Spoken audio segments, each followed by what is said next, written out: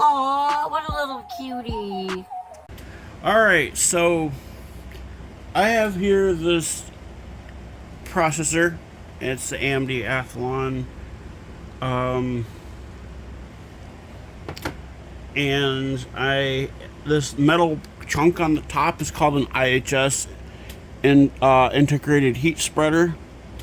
So what I'm gonna do, I'm gonna make what I call a dummy processor. So I have these rubber blocks that came with some of the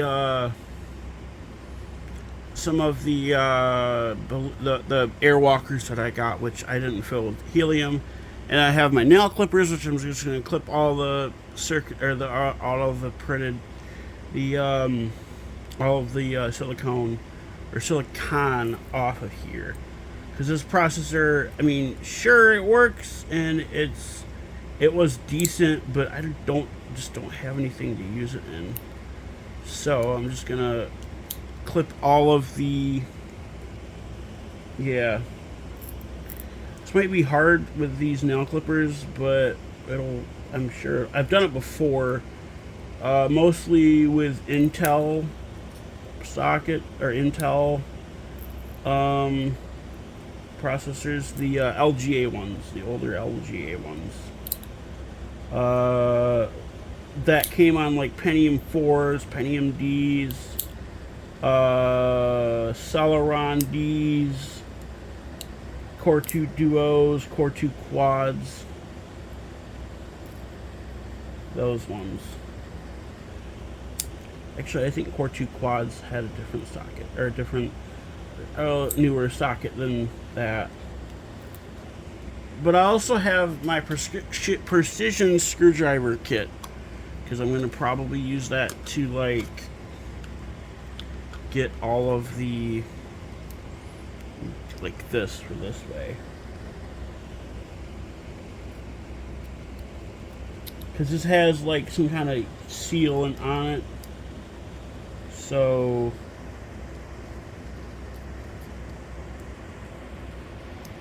I don't know, I just think it's a cool little heat spreader.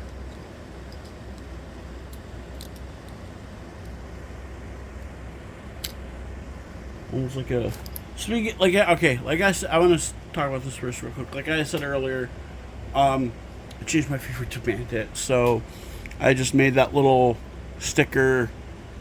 Tried to cut chili out of it, and I know it's dumb that I tried to cut chili out of it, but I mean, I like Bandit more than chili. Not to say that I don't like chili, because I absolutely adore chili, but Bandit, I love Bandit the most. My second favorite is Bluey, because she's just goofy. She's just a goofy little pup.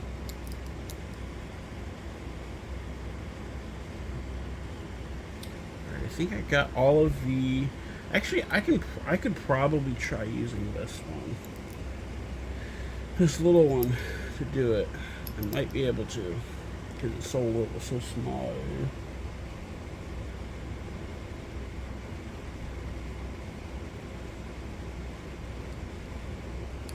Yeah, I can't. Yeah, I probably could, but I'd rather do it this way.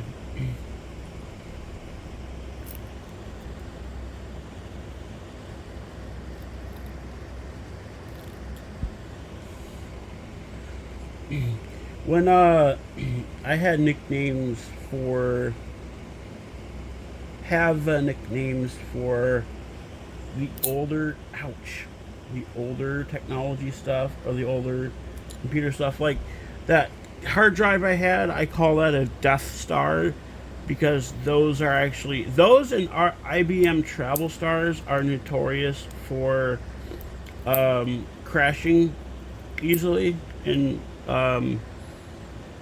not just easily, but sooner rather than later, because they're not made right, or they're not made well, or something like that, and they're notorious for those failing so quickly. So is Kioxia, Hynix. Not Hynix. I don't think Hynix. Kioxia. A certain model of Samsung M.2 drives are. I forget which model it was. It was, I think, like the 2. Ouch! I think it was like the 2 terabyte M.2s, but I could be wrong. Good thing I didn't cut myself, but that did hurt. I just love it when I stab myself with a screwdriver. No, I'm joking. I obviously don't, but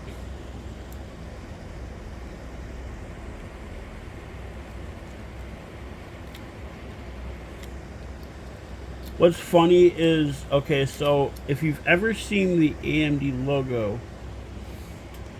it looks like there's an extra A on the end of it. And back when, like, I first started getting into computers, I was like maybe 14. I had another friend, well, a friend's brother. That's how, a friend's brother that was also into computers. He was like into the robotics, computers, technology, electronic stuff. I remember when, I remember going over their house when he wasn't there, but my friend was, because his brother ended up moving to Houghton, up in the UP, and going to Michigan Tech.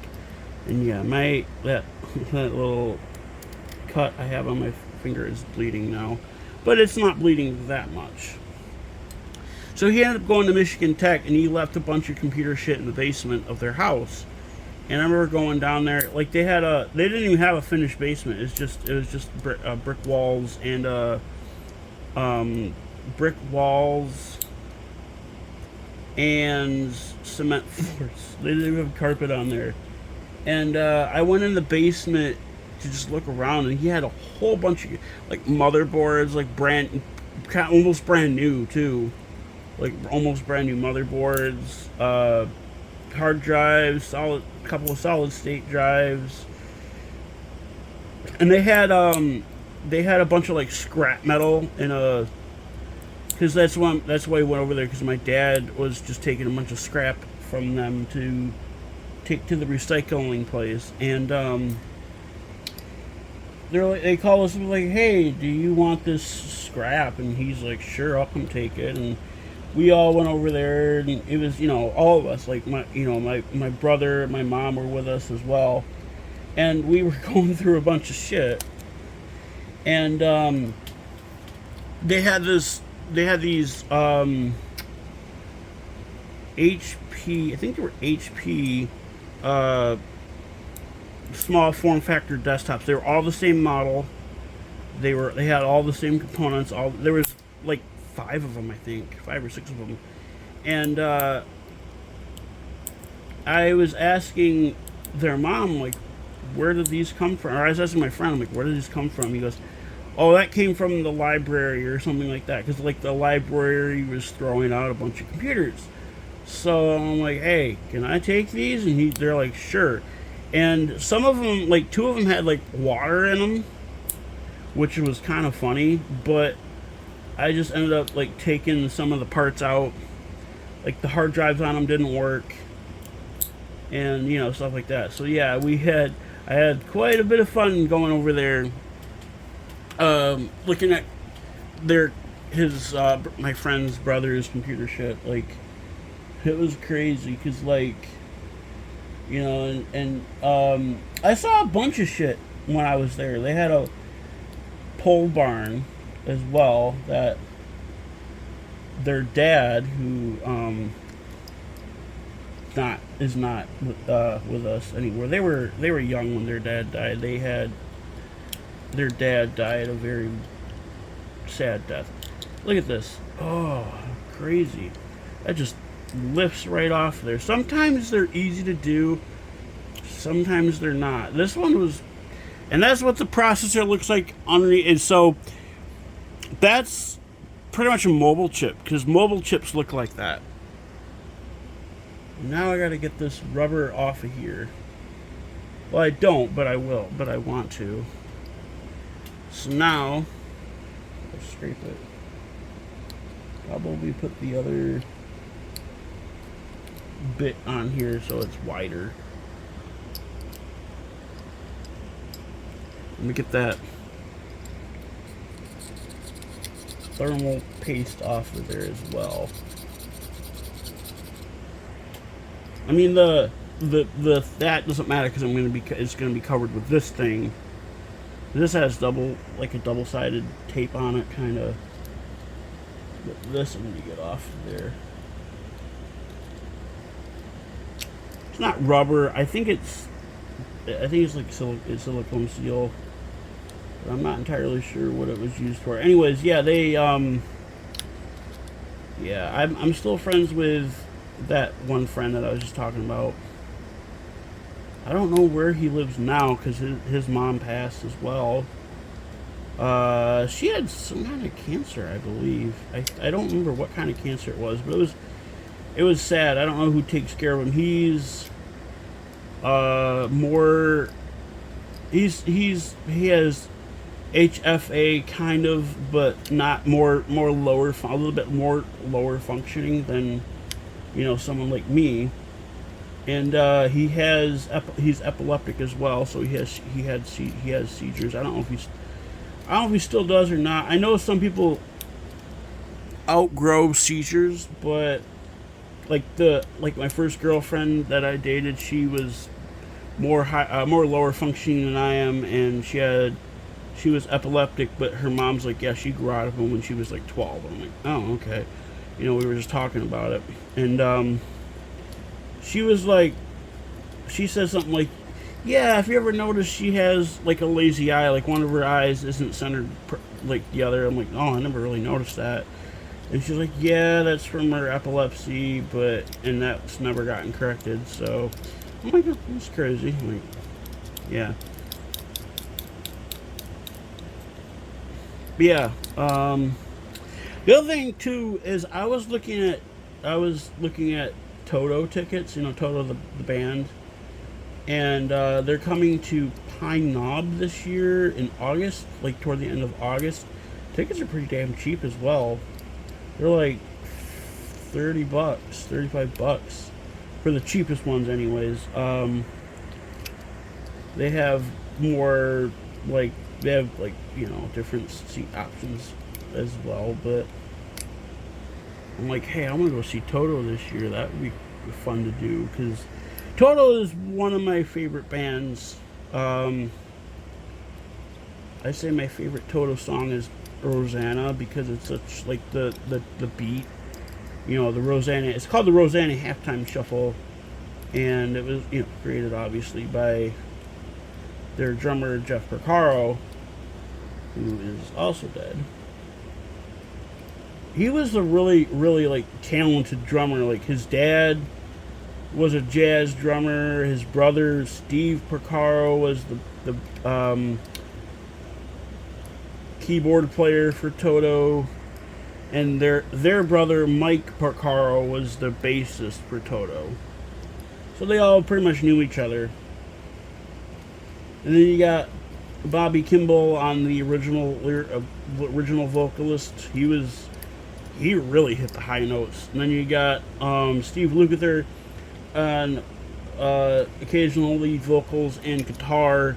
His solos are just really amazing. And like my favorite solo of his has to be, okay, so I sometimes listen to or watch actual music videos, like live performances, and there was one from Toto at the Montreal Jazz Festival from 1991. And alright, that's pretty much good. Alright, so and you know, I picked that one, and like it was the solo at the end of Rosanna at that performance. And Steve Lukather's like solo, it just like, you know, they're playing the keyboard, you know, David Page is playing the keyboards, they're playing the piano, and then like, you know, you got the dun, dun, dun, dun, dun, dun, dun, dun, at the end, and then it like transitions into Steve Lukather's solo like really, really good. Like it's really amazing.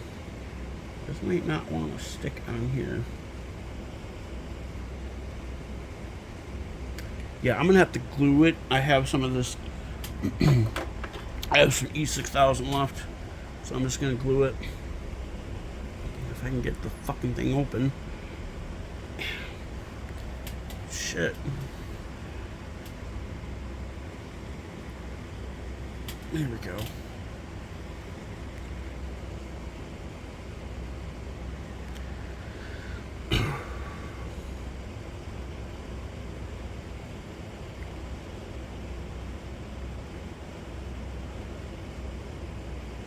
I don't like thermal compound, but it's not. They do make thermal glue, by the way, but it's not great for computers. I think it's more for like electronic components and shit, not actual computers.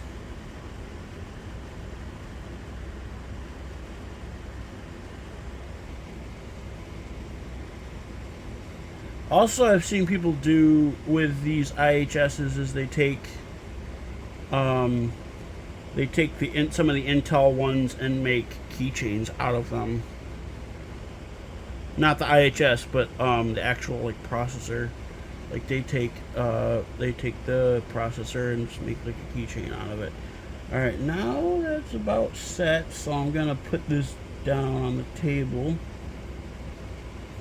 and let it set.